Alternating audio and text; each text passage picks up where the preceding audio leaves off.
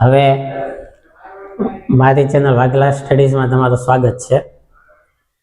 ધોરણ 9 standard 9 maths section B solution chapter 1. અગાઉ મેં 5 દાખલાનું સોલ્યુશન આપેલું છે. હવે દાખલા નંબર 6 સાદું રૂપ આપો. કૌંસમાં 4√3 - 3√5 અને આખા કૌંસનો સ્ક્વેર.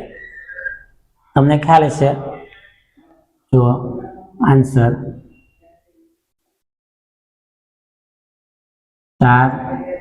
તો સૌથી પહેલા તમને સૂત્ર લખીને સમજાવું કે આ સૂત્રનો ઉપયોગ કરશું. a - b નો સ્ક્વેર. જો a - b નો સ્ક્વેર હોય તો એનો સાદું રૂપ આવી રીતે થાય, વિસ્તરણ a નો સ્ક્વેર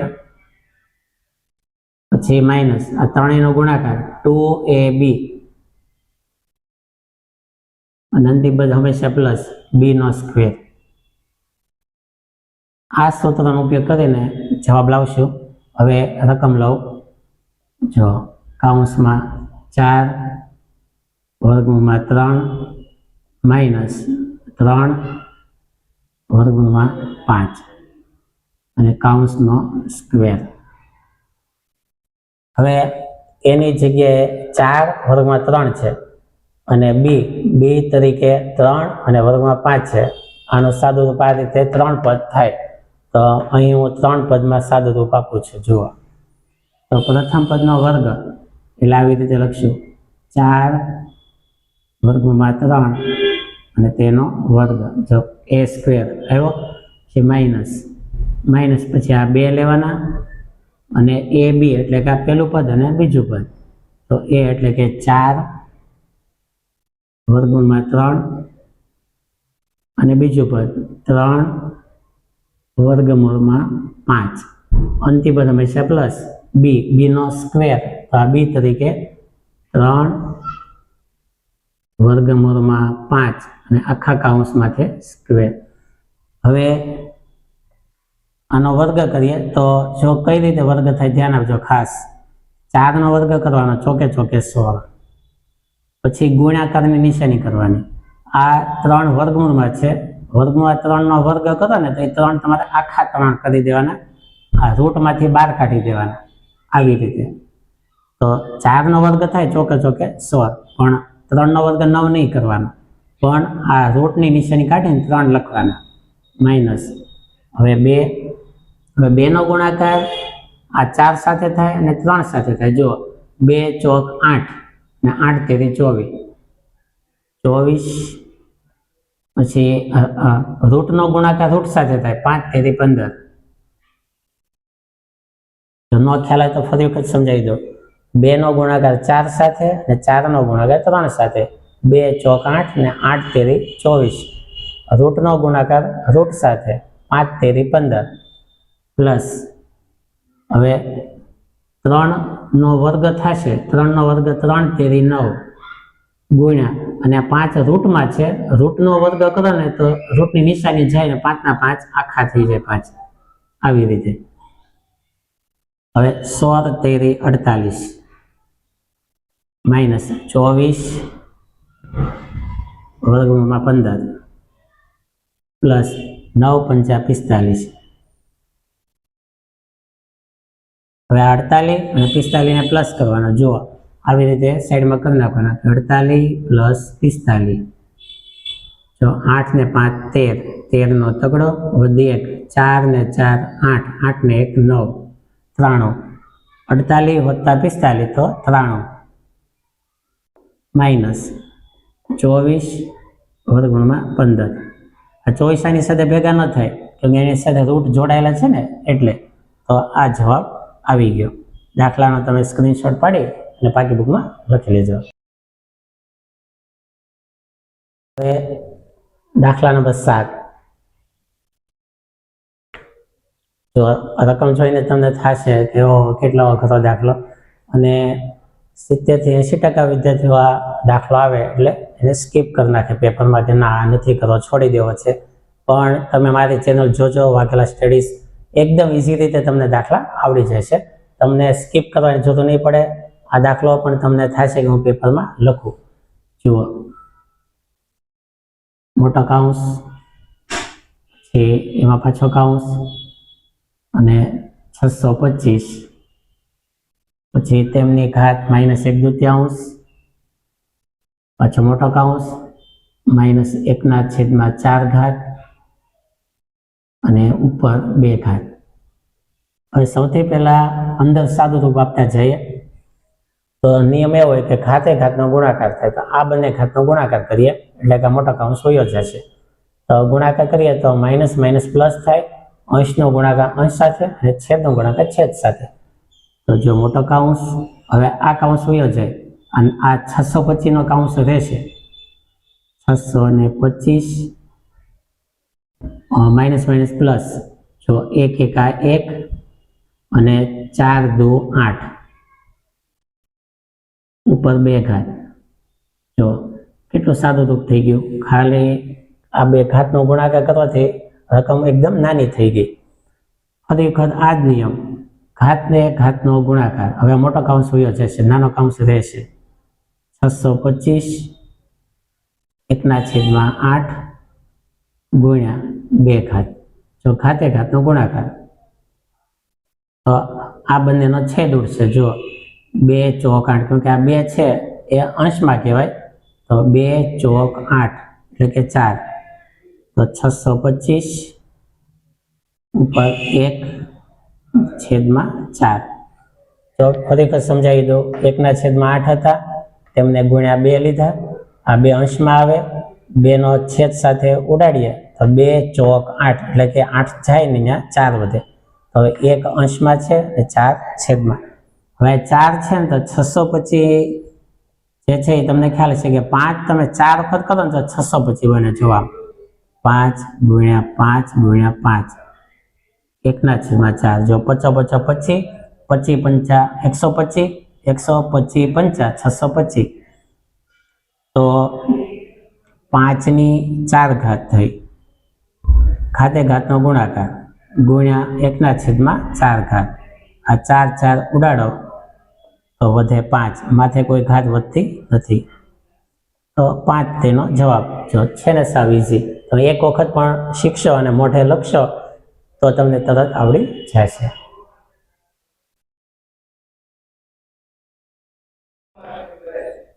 હવે દાખલા નંબર 8. જો 3/4 ની 6 ઘાત ગુણ્યા 16/9 ની 5 ઘાત બરાબર 4/3 ની x+2 ઘાત હોય તો x શોધો. જો કઈ રીતે કરીએ છીએ ધ્યાન આપજો. આન્સર હવે જો અહીંયા 4/3 આપેલી છે બરાબર. તો અહીંયા 4/3 કરવું હોય ને તો ઘાતની નિશાની બદલી નખાય.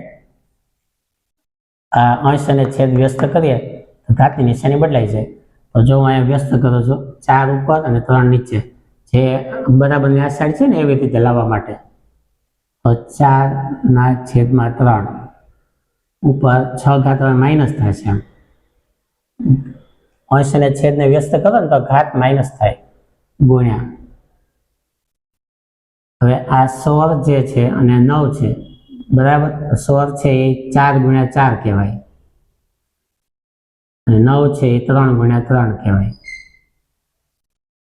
તેમની ઘાત 5 બરાબર. આ એમનો રાખશું 4/3 ઉપર x+2. આ પ્રથમ પદ એમનો 4/3 -6 ગુણ્યા. હવે તમે જુઓ 4 બે વખત છે, 3 બે વખત છે, તો આવી રીતે થાય કે 4/3 એ બંને બે વખત આવે એટલે એનો વર્ગ ઉપર 5 ઘાત બરાબર 4/3 x + 2. પ્રથમ પદ એમનો 4/3 ઉપર -6 ગુણ્યા.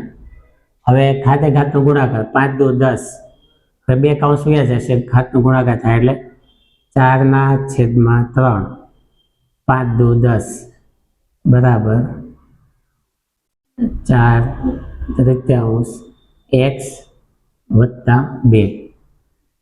હવે તમે આ સાઈડ જો બંને આધાર સમાન છે, આધાર સમાન છે અને ઘાતનો ગુણાકાર છે, આધાર સમાન છે અને તેમની વચ્ચે ગુણાકાર છે. તો આધાર સમાન હોય અને જ્યારે આધાર સમાન હોય ત્યારે ઘાત હોય ને તેનો સરવાળો કરવો પડે. તો હવે આધાર એક વખત લખું છું, 4/3 ઉપર -6 અને વત્તા 10. તો આ બે આધારમાંથી એક આધાર લીધો અને બંનેની ઘાત ભેગી કરી, -6 + 10 બરાબર 4/3 ઘાત x વત્તા 2. હવે તમે જુઓ બે બાજુ પેલા અહીંયા બાદબાકી લઈ લઈએ. તો 4/3 10 પ્લસ છે અને 6 માઇનસ છે, તો 10 માંથી 6 બાદ કરો તો 4 વધે બરાબર 4/3 x વત્તા 2. હવે બંને બાજુ આધાર સમાન છે તો ઘાતની સરખામણી કરીએ તો આમ થાય x વત્તા 2 બરાબર 4. તો x વત્તા 2 બરાબર 4.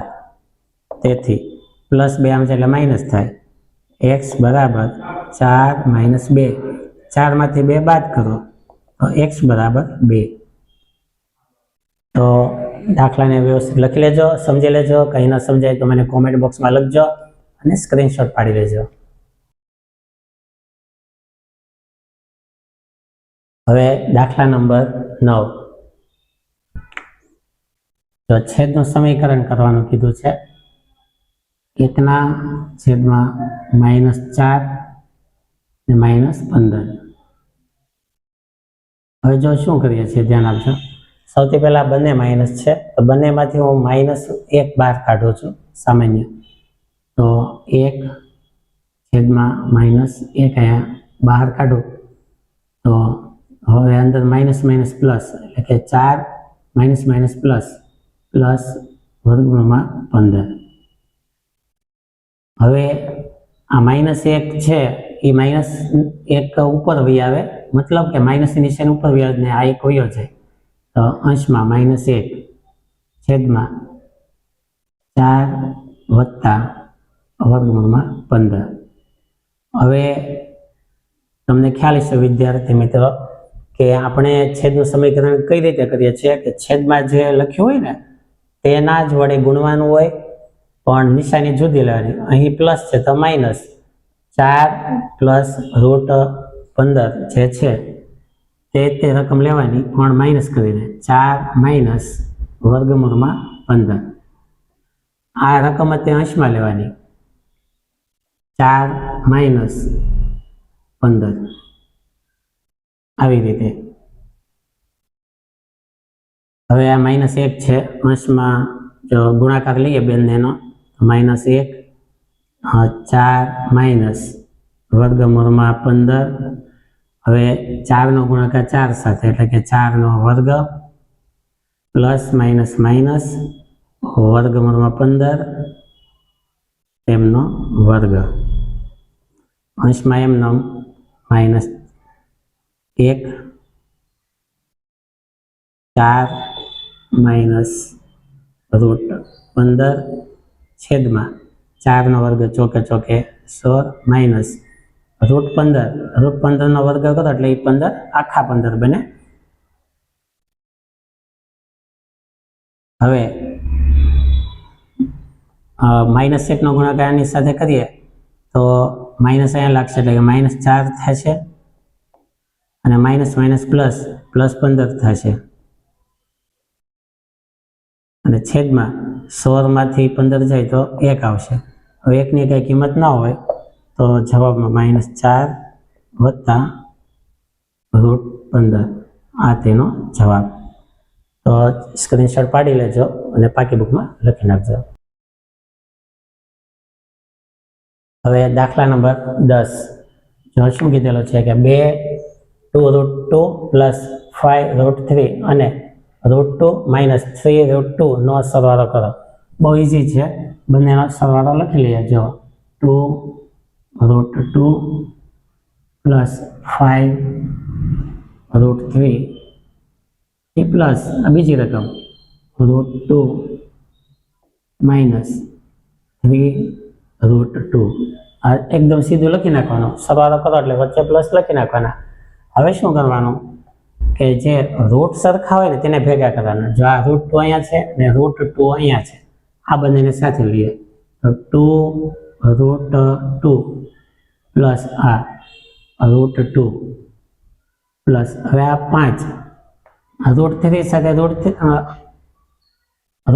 છે, સોરી √3 સાથે √3 લઈએ 5√3 માઇનસ 3√3. હવે નિયમ એવો હોય કે રૂટ સાથે સરવાળો કે બાદબાકી થાય, રૂટ સમાન હોવું જોઈએ, વર્ગમૂળમાં સમાન હોવું જોઈએ. તો આ √2 બે વખત છે, આ √2 એક વખત છે, ટોટલ 2 ને 3 વખત, તો 3 વખત √2 પ્લસ હવે આ √3 5 વખત છે, √3 3 વખત છે, પણ આ બંનેની વચ્ચે માઇનસ છે, તો √3 ની બાદબાકી થાય, 5 વખતમાંથી 3 વખત બાદ કરો, 5 માંથી 3 જાય તો 2, 2√3. એકદમ ઈઝી દાખલો છે, સ્ક્રીનશોટ પાડીને પાકી બુકમાં લખી લેજો.